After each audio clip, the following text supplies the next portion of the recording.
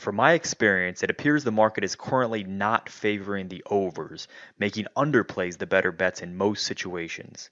Now, this is not guaranteed to continue into the future as the market is a living, breathing thing, but let's take a look at a strategy for one situation. Let's take Team A playing Team B. Team A is favored, but Team B has a good defense. This could be a good spot for Team A players to go under their yard totals since they're likely leading in the fourth quarter and running out clock.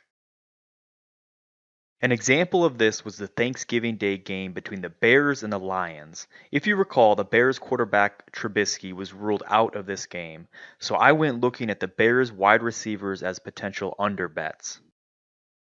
To begin the process, I'll find the email for the Bears, which will be listed as the first team in the subject line.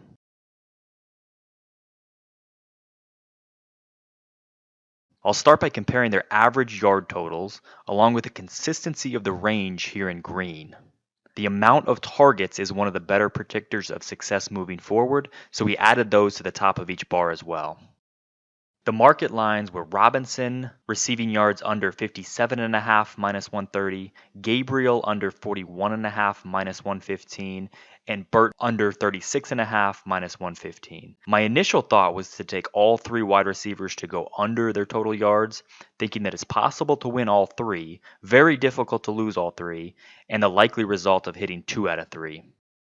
Looking deeper into the reports, I settled on Robinson being the most dependent on solid quarterback play as the outside receiver and more likely to go under his total.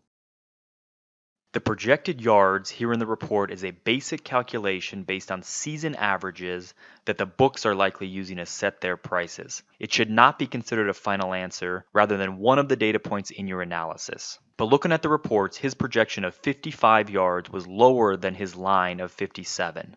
Both of the other Bears wide receivers were projected to go over. Again, these are simple projections, not to be considered final answers. Only one of the many data points for you to consider. Same thing with the Passan calculations. Had you taken all three Bears receivers to go under in this game, you would have gone 2-1 in a game the Bears won 23-16. Narrowing your selections based on the data and your knowledge of football can further improve your results. Robinson did end up with under 57 yards in this contest. A few other factors to consider: bad weather spots, especially high winds, can create good under opportunities.